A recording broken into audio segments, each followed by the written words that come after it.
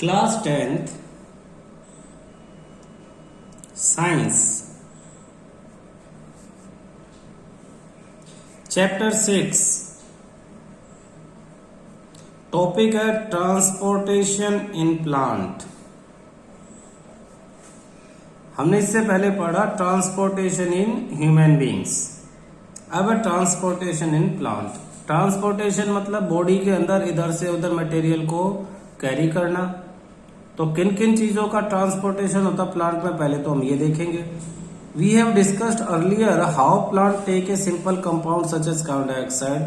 हमने पहले पढ़ा है कि कार्बन डाइऑक्साइड प्लांट लेता है और फोटोसिंथेसिस एनर्जी बनाता है, और वो एनर्जी स्टोर्ड होती है क्लोरोफिल कंटेनिंग ऑर्गन्स नेमली लीव्स के अंदर। The other kind of raw material क्या क्या लेता है प्लांट, देखना। प्लांट को कार्बन डाइऑक्साइड को ट्रांसपोर्ट कराना है, प्लस वाटर H2O से चाहिए। सनलाइट की प्रेजेंस में क्लोरोफिल की हेल्प से वो इससे फूड बना देता है, और जो फूड है उसको स्टार्च की फॉर्म में वो स्टोर करता है, और उस स्टार्च को अलग अलग पार्ट्स को ट्रांसपोर्ट कराता है। जैसे कि कहाँ पे, जैसे कि रूट्स में, जैसे कि फ्रूट में, ठीक है। तो अलग अलग प्लांट के पार्ट में इस स्टार्च को, फूड को ट्रांसपोर्ट कराता है, स्टोर भी करता है। कहता था other kind of raw material, कौन कौन से रॉ मटेरियल प्लांट को चाहिए प्लांट की बॉडी को डेवलप करने के लिए। वो सब मिनरल की फॉर्म में वो भी लिए जाते हैं, और उन्हें भी इधर से उधर ट्रांसपोर्ट किया जाता है।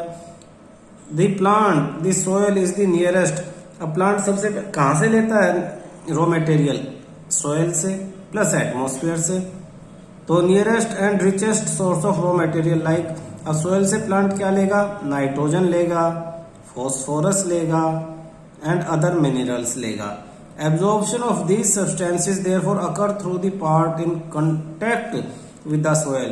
तो ये सब्सटेंस कहाँ एब्जॉर्ब होंगे, उन पार्ट्स में एब्जॉर्ब होंगे जो सोयल के कांटेक्ट में है। जैसे कि रूट्स, आपको अच्छी तरह पता है प्लांट रूट के थ्रू सॉइल से इन सब्सटेंस को एब्जॉर्ब कर लेता है। If the distance between soil containing organ and chlorophyll containing organ are small, कह रहा है प्लांट अगर छोटा है, छोटा प्लांट का मतलब क्या है, लीफ और रूट्स नजदीक हैं दोनों।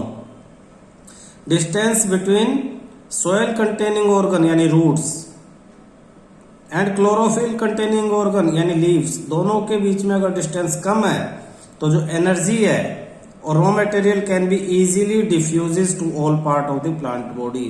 वो आराम से जो सारा डिफ्यूजन के थ्रू सारे प्लांट में इधर से उधर जा सकता है, अगर ये जो है डिस्टेंस स्मॉल है। तो कौन सा डिस्टेंस, फोटोसिंथेसिस कंटेनिंग ऑर्गन यानी लीव्स और सॉइल कंटेनिंग ऑर्गन यानी रूट। तो रूट जो एब्जॉर्ब करेगा और डिफ्यूजन से चला जाएगा।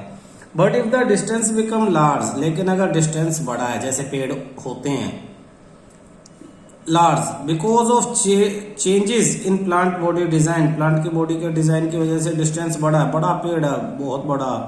अब बहुत बड़े पेड़ में ब्रांचेज हैं, लीव्स हैं, और यहाँ बहुत नीचे रूट्स हैं। तो रूट और लीव्स के बीच का डिस्टेंस जो है वो बहुत ज्यादा अगर हो जाए, जो डिफ्यूजन प्रोसेस है not be sufficient to provide raw material in leaves and energy in roots.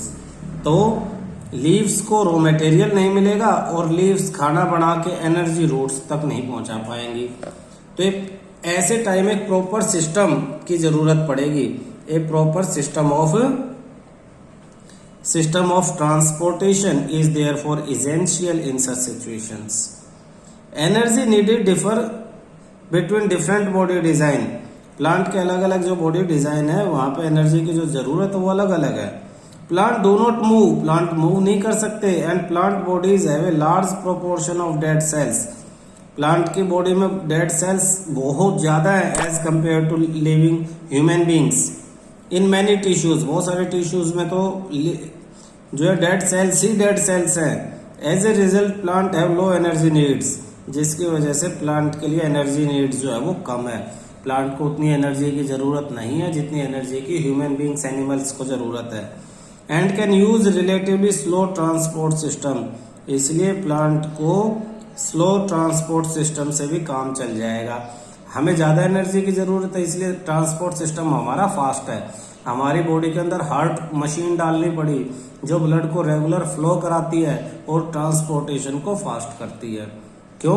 क्योंकि हम मूव कर सकते हैं और हमें ज़्यादा एनर्जी की ज़रूरत है। हमारी बॉडी में लिविंग सेल्स ज़्यादा है, जितनी ज़्यादा लिविंग सेल होंगी उतनी एनर्जी की ज़रूरत ज़्यादा होगी। The distance over which transport system have to operate, however, can be very large in plants such as very tall tree. Plant में बहुत लंबे लंबे ऊंचे ऊंचे पेड़ भी होते हैं जिनमें ये जो डिस्टेंस है बहुत ज्यादा बढ़ जाता है, तो उनमें जो ट्रांसपोर्ट कैसे कराना ये भी एक चैलेंज है। क्लियर है? The plant transport system will move energy stored from leaves. Plant का जो ट्रांसपोर्ट सिस्टम है वो करता क्या है, देखना, ये एनर्जी को, तो जो एनर्जी स्टोर्ड है मूव कराता है कहां से, leaves and raw material from roots. Leaf, जो लीव्स है प्लांट की, लीफ हैं, लीफ, इनके पास एनर्जी है, ये एनर्जी को बाकी हिस्सों में भेजती हैं, ठीक है। और जो रूट्स हैं, प्लांट की जो रूट्स हैं, इनके पास मिनरल है, material, raw material, raw material जैसे वाटर है, मिनरल है, ये यहां से इन्हें लीव्स के पास भेजता है, leaves, raw material from roots. These two pathway, अब दो रास्ते हो गए, एक जाने का और एक आने का, are constructed as independently organised. ये दोनों बिल्कुल अलग अलग है ताकि मिक्सिंग ना हो सके, जैसे हमारी बॉडी में अलग अलग था सब चीज के लिए। ऑर्गेनाइज्ड कंडक्टिंग ट्यूब्स, कुछ कंडक्टिंग ट्यूब्स हैं जिनके थ्रू ये पाथवे, ये रास्ते बनाए गए हैं। वन, उनमें से एक का नाम है जाइलम, आपने हर क्लास में जाइलम पढ़ा है। मूव, ये क्या करता है, ये कंडक्टिंग टिश्यू है, ये वाटर को और मिनरल को जो सॉइल से मिलता है उन्हें मूव कराता है, उन्हें कंडक्ट करता है। तो जाइलम वाटर एंड मिनरल्स को कंडक्शन कराता है। और दूसरा जो है फ्लोएम, तो फ्लोएम जो है वो एनर्जी यानी फूड को ट्रांसपोर्ट कराता है। Transport products of photosynthesis, photosynthesis का प्रोडक्ट क्या है, starch, carbohydrate from the leaves, leaves से, वेयर दे आर सिंथेसाइज, जहां पे बनता है, कहाँ बनता है, लीव्स में बनता है। तो कह रहा है ये फोटोसिंथेसिस में जो भी प्रोडक्ट बनते लीव के अंदर, पत्ती के अंदर, उन्हें प्लांट के दूसरे पार्ट में ट्रांसपोर्ट कराता है कौन, फ्लोएम। तो फ्लोएम जो है फूड को ट्रांसपोर्ट कराता है, जाइलम जो है वाटर को ट्रांसपोर्ट कराता है। ये सब चीजें हमने क्लास 9th में भी पढ़ी हैं, अब दोबारा पढ़ेंगे।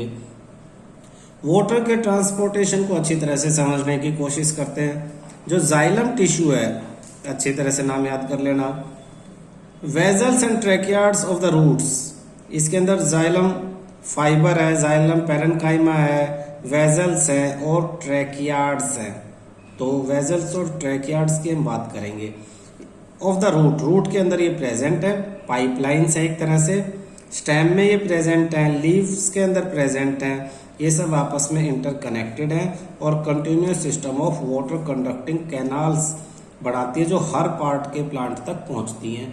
जैसे आपके घर में वाटर पाइपलाइंस जो है दीवारों के अंदर दबी हुई हैं, फर्श के अंदर, वो सब आपस में इंटरकनेक्टेड है। एक जगह से आपके घर में वाटर आता है और उस वाटर को हर जगह वो ट्रांसपोर्ट करा देती हैं। तो ऐसे ही एक जगह यानी रूट से वाटर एब्जॉर्ब किया जाता है, मिनरल एब्जॉर्ब किया जाते हैं रूट के थ्रू, फिर वो हर पार्ट में इन्हीं जो ट्रैकियार्ड्स और वेजल्स के थ्रू हर पार्ट में उन्हें कंडक्ट करा दिया जाता है, क्योंकि हर पार्ट्स के अंदर ये हैं और वो सारे आपस में इंटरकनेक्टेड हैं। At the root cells in contact with the soil, अब देखना रूट के अंदर जो सेल्स सोयल के कॉन्टैक्ट में हैं, रूट के अंदर जो सेल्स, प्लांट सेल सोयल के कॉन्टैक्ट में हैं, एक्टिवली टेक अप आयंस, वो आयंस एब्जॉर्ब करती हैं। दिस जो रूट्स हैं उनके अंदर जो सेल सोयल के डायरेक्ट कांटेक्ट में वो आयंस को एब्जॉर्ब करती है, आयंस लेती हैं और इसकी वजह से this create a difference in the concentration of these ions between root and the soil, जिसकी वजह से रूट में और सोयल में आयन की कंसंट्रेशन में डिफरेंस आ जाता है। प्रोसेस बता रहा है ये कि कैसे वाटर एब्जॉर्ब करते हैं। सोचो रूट के अंदर वो सेल जो सोयल के कांटेक्ट में है उन सेल्स में और सोयल में आयन की कंसंट्रेशन में डिफरेंस आ जाता है। इस डिफरेंस की वजह से वाटर फ्लो करता है, कहां पे, वाटर फ्लो करता है, मूव्स इनटू रूट्स, रूट के अंदर, फ्रॉम द सोयल, सोयल से, ताकि ये जो डिफरेंस है आयंस का उसे एलिमिनेट, खत्म किया जा सके। दोबारा समझो, रूट, ये रूट है, रूट के अंदर ये सेल है, बाहर ये सोयल है, सेल और सोयल में आयंस में डिफरेंस है। इस डिफरेंस को देखो, ये रूट, रूट के अंदर ये एक सेल दिखा रहा हूं, वैसे तो ऐसे बहुत सारी सेल्स हैं, तो ये सेल, ये सोयल, तो वो सेल जो सोयल के कांटेक्ट में वो आयंस एब्जॉर्ब करेंगी प्लांट से, यहां और यहां में आयंस में डिफरेंस आ जाएगा। इस डिफरेंस को इक्वल करने के लिए वाटर इन सेल्स के अंदर चला जाएगा ताकि डिफरेंस को खत्म किया जा सके, एलिमिनेट, खत्म किया जा सके, और इस तरह से सोयल से वाटर प्लांट के अंदर मूव कर जाता है। This means that there is steady movement of water into root xylem, लगातार धीरे धीरे वाटर प्लांट के रूट के अंदर जो जाइलम टिश्यू है उसके अंदर एंटर करता रहता है, creating a column of water, जिससे वाटर का एक कॉलम बन जाता है। कॉलम मतलब जैसे सपोज ये पाइप है, इस पाइप के अंदर वाटर जाता रहेगा, जाता रहेगा, जाता रहेगा, तो यहां तक सपोज वाटर भर गया, तो इसे कहते हैं कॉलम ऑफ वाटर। तो column of water that is steadily pushes upward, जो धीरे धीरे धीरे धीरे बढ़ता रहेगा ऊपर की तरफ। ये आराम से समझ सकते हो, अगर नीचे से इसमें वाटर को पुश करते रहे तो ये वाटर कॉलम ऊपर जाता रहेगा, ठीक है। However this pressure by itself is unlikely to be enough to move water over a height that we commonly seen in a plant. कह रहा है जो प्लांट हम देखते हैं, ये जो प्रेशर है उन प्लांट में ऊपर तक वाटर पहुंचाने के लिए इनफ नहीं है, क्योंकि एक ज्यादा हाइट तक जब ये पहुंच जाएगा इतना वाटर, तो इसका प्रेशर नीचे की तरफ लगेगा, वाटर अंदर जा नहीं पाएगा। तो सिंपल इस प्रेशर से बहुत ज्यादा हाइट तक वाटर पहुंचाया नहीं जा सकता, इसीलिए plant use another strategy, plant ने एक दूसरा तरीका ले लिया, move water into the xylem, ताकि जाइलम में ऊपर की तरफ वाटर को मूव किया जा सके। बहुत हाइट तक प्लांट बॉडी के बड़े ऊंचे ऊंचे प्लांट होते हैं, उनमें ऊपर तक वाटर पहुंचाना है, तो सिर्फ नीचे से अगर वाटर के आयन अंदर घुसेंगे और ऊपर वाले वाटर को ऊपर पुश करेंगे तो इस तरह से वाटर नहीं जाएगा। यहाँ से सिर्फ आप नीचे से धक्का लगा रहे हो, तो किसी तरह से अगर ऊपर से खींच भी ले तो आसान हो जाएगा। तो ऊपर से खींचने का क्या मेथड यूज किया दूसरा, वो अब आगे समझेंगे हम। ध्यान से इस दूसरे फिगर में देखना, इसमें सोचो ये ऊपर एक लीफ है, लीव्स, या यहाँ साइड में है हर जगह, तो ये वाटर धीरे धीरे पहुंचते पहुंचते जो नियरेस्ट लीव्स है वहां तक पहुंच गया। जब प्लांट छोटा था तो पूरे पाइप में वाटर है, ऊपर जो लीव्स है उसमें स्टोमेटा है, स्टोमेटा के छेद से वाटर एटमॉस्फेयर के कांटेक्ट में आ जाता है और ट्रांसपीरेट होता है। ट्रांसपीरेट होगा तो वहां से उड़ जाएगा, उड़ जाएगा तो एक सक्शन, खिंचाव पैदा होगा जो नीचे से वाटर को ऊपर खींच लेगा। बिल्कुल वैसे ही जैसे कि ये स्ट्रो आपने बचपन में देखी है, अभी भी देखते होगे, ये स्ट्रो को नीचे आपने जो है वो बोतल के अंदर डाल दिया और बोतल के अंदर वाटर है, आपने क्या किया, ऊपर इससे माउथ लगाया और भाई माउथ लगा के आपने इसे सक कर लिया, ऊपर खींच लिया, ये तुम्हारा नाक है, ये माउथ लगा लिया और ये ऊपर आंखें वाखें सारा मत बनवाओ, बस ऐसे ही, और आपने इसे मुंह से अंदर खींच लिया लंबा और आपने जो है लिक्विड को ऊपर खींच लिया। ये सक्शन कहते हैं हम इसे, सक्शन। इस तरह से वाटर ऊपर आपका माउथ में, लिक्विड आपके माउथ में चला गया, ठीक है। तो यहां भी यही सक्शन प्रोड्यूस होगा, तो इस प्रोसेस को कहते हैं ट्रांसपीरेशन। नीचे फिगर के देखो, movement of water during transpiration in trees. इस कह रहा है कि एडेड सप्लाई, बहुत सप्लाई वाटर को मिलती है, रूट से वाटर तो मिल गया, मेन बात है उसे ऊपर कैसे चढ़ा है। The water which is lost through the stomata is replaced by the water from the xylem. जब स्टोमेटा से वाटर लॉस होगा ट्रांसपीरेशन के टाइम, तो उसको नीचे जाइलम ऊपर पहुंचा देगा, सक्शन जो है ना, जाइलम उस कमी को पूरा करेगा, नीचे से ऊपर पहुंचाएगा। Xylem vessels in the leaf, in fact evaporation of the water molecule from the cell of the leaf create a suction, मतलब खिंचाव, which pull the water from xylem of the cell of the root. The loss of water in form of vapour form in the aerial part of the plant is known as transpiration. तो बहुत important definition है. What is transpiration? The loss of water from the vapour in the form of vapour from aerial part. Aerial part की जगह stomata of the leaves लिख सकते हो, from the leaves लिख सकते हो, पत्तियों से. एरियल मतलब जो हवा में रह रहे हैं. ऑफ द प्लांट बाय, उसे हम क्या कहेंगे? ट्रांसपीरेशन कहेंगे. ट्रांसपीरेशन हेल्प करता है absorption and upward movement of water and mineral dissolve in the form of root leaves. जो वाटर और मिनरल रूट्स के अंदर हैं या रूट उन्हें एब्जॉर्ब कर सकती है, उन्हें प्लांट एब्जॉर्ब करने में और ऊपर ट्रांसपोर्ट करने, अपवर्ड मूवमेंट में हेल्प करता है. कौन? ट्रांसपीरेशन. खिंचाव पैदा करता है ऊपर की तरफ. क्लियर है? आगे देखो. It is also help in temperature regulation. अब देखो पूरे प्लांट में वाटर मूव कर रहा है नीचे से ऊपर, तो पूरे प्लांट के टेम्परेचर को लगभग वो सेम रखता है. टेम्परेचर को रेगुलेट करके रखता है, सारी बॉडी को कनेक्ट करके रखता है. The effect of root pressure in transport of water is more important at night. अब देखो ध्यान से देखना, ये ट्रांसपीरेशन किस लिए है? जो स्टोमेटा लीफ है वहां से वाटर इवेपोरेट हुआ, उस वजह से ट्रांसपीरेशन हुआ. अगर वाटर इवेपोरेट क्यों हुआ? हीट, सनलाइट की वजह से. लेकिन अगर रात होगी तो गर्मी नहीं होगी, हीट नहीं होगी, तो वाटर इवेपोरेट नहीं होगा. तो रात के समय प्लांट में पानी सप्लाई करने का काम कौन करेगा? यही रूट प्रेशर जो हमने पहले पढ़ा था. तो रूट प्रेशर जो है of transport of water is more important at night. रात में ये बड़ा जरूरी है, क्योंकि ड्यूरिंग द दिन में जब स्टोमेटा खुले हुए हैं, the transpiration pool becomes major driving force. उस टाइम ट्रांसपीरेशन जो है वो एक मेजर ड्राइविंग फोर्स है, वाटर को ऊपर ड्राइव कराता है. जबकि रात को जो है रूट प्रेशर की वजह से वाटर मूव करता है, बेशक धीरे धीरे लेकिन करता है. नेक्स्ट टॉपिक ये, तो हमने वाटर और मिनरल को ट्रांसपोर्ट करा लिया. अच्छा, इसमें याद क्या करना है? समझने के लिए तो सारा ठीक था. याद करना ट्रांसपीरेशन की डेफिनेशन, जाइलम किसको ट्रांसपोर्ट कराता है, ठीक है, और ये रात में जो है रूट प्रेशर काम आता है ये. और रूट प्रेशर क्या है जो हमने लास्ट लाइन में पढ़ा. रूट प्रेशर को समझना है कैसे वाटर रूट के अंदर एंटर करता है, आयन एब्जॉर्ब कर लेते हैं, आयन में डिफरेंस आ जाता है, डिफरेंस को एलिमिनेट करने के लिए वाटर रूट के अंदर मूव कर जाता है. तो ये वाला प्रोसेस याद रखना है. ट्रांसपीरेशन याद रखना है. रात को root pressure major driving force है, ये याद रखना है. दिन में ट्रांसपीरेशन मेजर ड्राइविंग फोर्स है, ये याद रखना है. तो ये छोटी छोटी लाइनें याद रखनी है.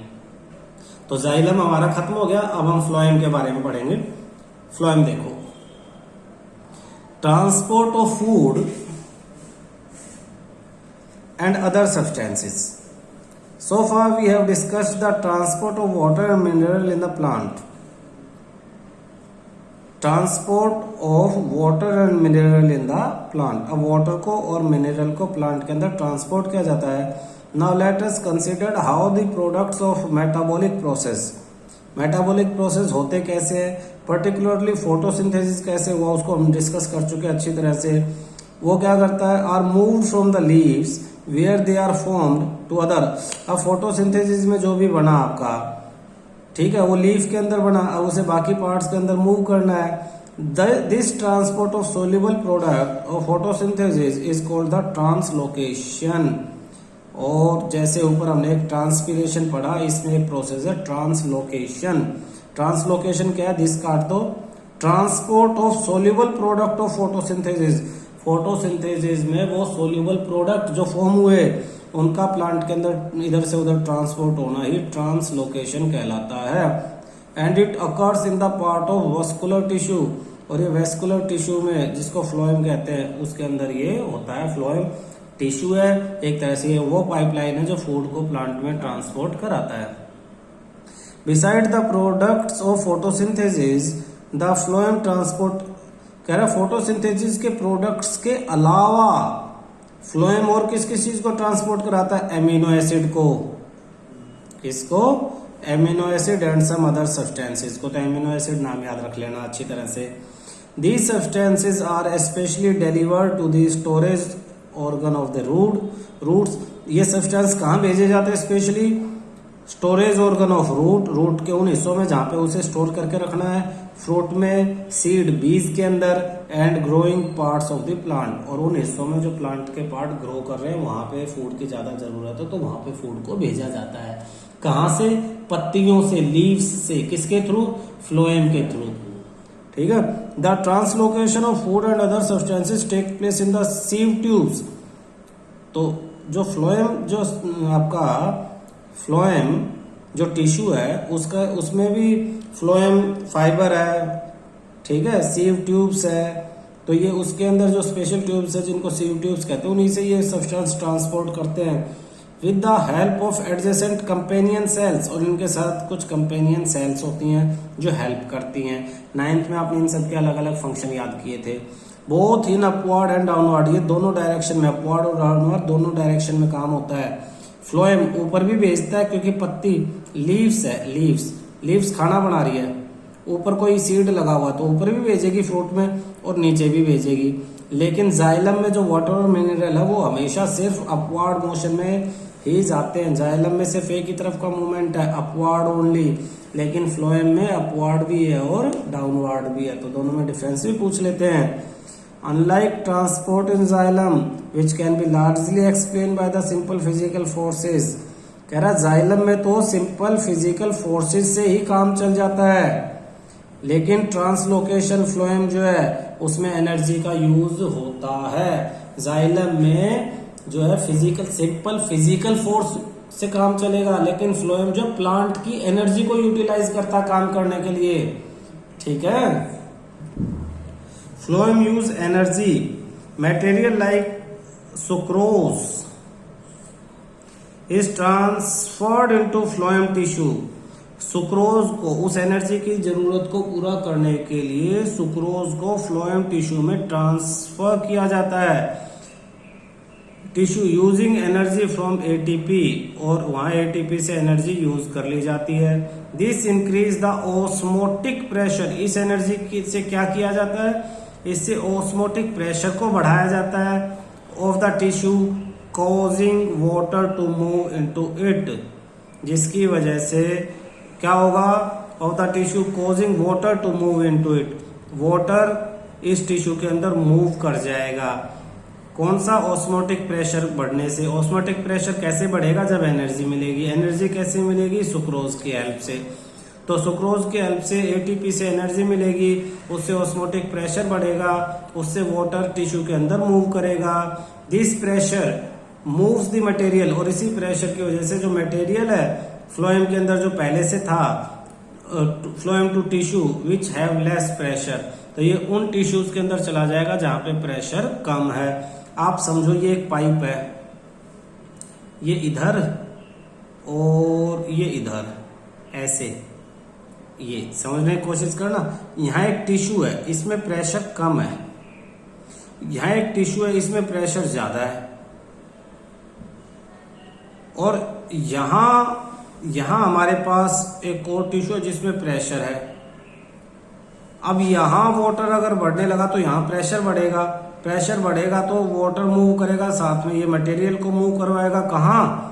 यहां जाने की कोशिश करेगा, यहां भी प्रेशर ज्यादा है तो कहां जाएगा? जहां प्रेशर कम है, हाई प्रेशर से लो प्रेशर, तो मटेरियल कहां घुस जाएगा? यहां आ जाएगा। तो मटेरियल ने मूव किया कहां से? हाई प्रेशर से लो प्रेशर। तो ये प्रेशर में डिफरेंस किसकी वजह से हुआ? वाटर एंटर करने की वजह से। वाटर कहां एंटर हुआ? जहां से फूड को ट्रांसपोर्ट कराना है वहां एंटर हो गया, तो वहां पे हाई प्रेशर क्रिएट हो गया, और ये लो प्रेशर की तरफ जो है वो मूवमेंट फिर स्टार्ट हो जाता है। This allows the phloem to move material according to plants need. For example in the spring season में sugar stored in the root और stem tissue would be transported to the buds. जब बारिश का मौसम है, स्प्रिंग सीजन है, बसंत आई हुई है, तो आप देखोगे प्लांट के ऊपर कहीं कहीं बर्ड्स निकलना शुरू हो जाते हैं, नए बर्ड्स, नई टहनियां, नए पत्ते निकलना शुरू हो जाते हैं। क्यों? क्योंकि रूट्स जो हैं, रूट के जो टिश्यू है उसमें एनर्जी स्टोर थी, लेकिन वाटर वहां पे एंटर कर गया। वाटर, क्योंकि बारिश का मौसम, बढ़िया पानी आ रहा है, वाटर ने एंटर किया, ये सब सारा प्रोसीजर हुआ, और वहां से फूड वहाँ जहाँ ज़रूरत है, जहाँ प्रेशर कम है, वहाँ मूव कर जाती है एनर्जी, और वहाँ पे नई पत्तियाँ, नए बर्ड्स जो हैं वो बनने शुरू हो जाते हैं। तो which need energy to grow. Clear है? ये कुछ क्वेश्चन है। What are the component of transport system in human being. Human beings के अंदर ट्रांसपोर्ट सिस्टम के क्या क्या कंपोनेंट हैं? ब्लड है, हार्ट है, ठीक है, किडनीज हैं। तो जो भी हमारा सिस्टम है उसके अंदर जितना हमने पीछे पढ़ा उसमें से क्वेश्चन खुद करने हैं और इनके जवाब देने हैं। एक्सक्रीशन, एक्सक्रीशन बॉडी से बाहर निकालना। हमने खाना खाया, उसे डाइजेस्ट किया, डाइजेस्टेड फूड को ब्लड के हेल्प से हर सेल तक पहुंचाया, सेल्स ने क्या किया, उसको एनर्जी में कन्वर्ट किया, वेस्ट को बाहर निकाल दिया। वेस्ट जो गैस है उसको तो हार्ट ले गया, ब्लड हार्ट में, हार्ट से लंग्स में, और लंग्स में कार्बन डाइऑक्साइड निकाल दी। लेकिन जो सॉलिड वेस्ट है, जो लिक्विड वेस्ट है, गैसियस वेस्ट तो निकल गया लंग्स के थ्रू, लेकिन जो सॉलिड और लिक्विड वेस्ट है वो बॉडी से कैसे बाहर निकाला जाता है, इसी को एक्सक्रेशन के अंदर हम पढ़ेंगे। We have already discussed how organism get rid of gaseous waste. हमने पढ़ा कि गैसियस जो वेस्ट है उससे कैसे ऑर्गेनिज्म छुटकारा पाता, कैसे बॉडी से बाहर निकाल लेता है ना। जनरेटेड ड्यूरिंग फोटोसिंथेसिस और रेस्पिरेशन, जो प्लांट में फोटोसिंथेसिस में और एनिमल्स में रेस्पिरेशन के दौरान जो है गैसियस वेस्ट जनरेट हुआ, उसे कैसे निकालेंगे। लेकिन other metabolic activities generate during nitrogenous जो मटेरियल है उसको भी तो रिमूव करना पड़ेगा। नाइट्रोजीनियस जो वेस्ट है उसको भी बॉडी से क्या करना पड़ेगा, remove. The biological process involve in the removal of, यहां से मार्क करना, बायोलॉजिकल प्रोसेस जो इन्वॉल्व है removal of these harmful metabolic waste from the body is called excretion. इस हार्मफुल नाइट्रोजीनियस वेस्ट को ही बॉडी से रिमूव करने के लिए जो बायोलॉजिकल प्रोसेसेस यूज होते हैं उसी को एक्सक्रेशन कहते हैं। Different organism use varied strategies to do this. अलग अलग ऑर्गेनिज्म अलग अलग तरीका इसके लिए इस्तेमाल करते हैं। Many unicellular organism remove this waste by simple diffusions from the body. को जो सिंगल सेल के ऑर्गेनिज्म वो बॉडी में से सिंपल डिफ्यूजन के थ्रू से बाहर निकाल देते हैं into the surrounding. As we have seen in other process, complex multicellular organism के अंदर स्पेशलाइज्ड ऑर्गन होंगे ये काम करने के लिए।